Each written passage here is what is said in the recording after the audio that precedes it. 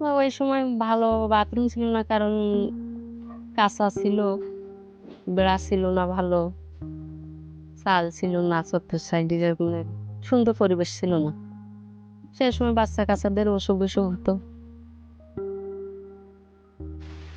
বৃষ্টির সময় তো পানি উঠে যেত। তখন ওর পরে আবার উঁচু করে দিয়ে মাটি দিয়ে উঁচু করে দিয়ে যাতে হতো। ওই যে বাথরুম হতো, পাতলা পায়খানা হতো, কান পড়তো, বমি হতো, এই ধরনের কষ্ট যাচ্ছিল। খারাপ লাগতো। এই যে আমার হলো ওই সাইডে দাদারা বসতো। তাই আমরা একদিন বললাম যে ওই জায়গায় একদিন মানে ওই যে যেখানে বসতো ওই বাড়ির ওই ভাবি বলল যে, এইটা এই সমিতিতে আপনারা টাকা নেন। ভালো শুনছি। এতে টাকা নিয়ে আপনারা ভালো কাজ-কাম করতে পারবেন। সুবিধা আছে। এইগুলো ওদের বাড়ি বসতো।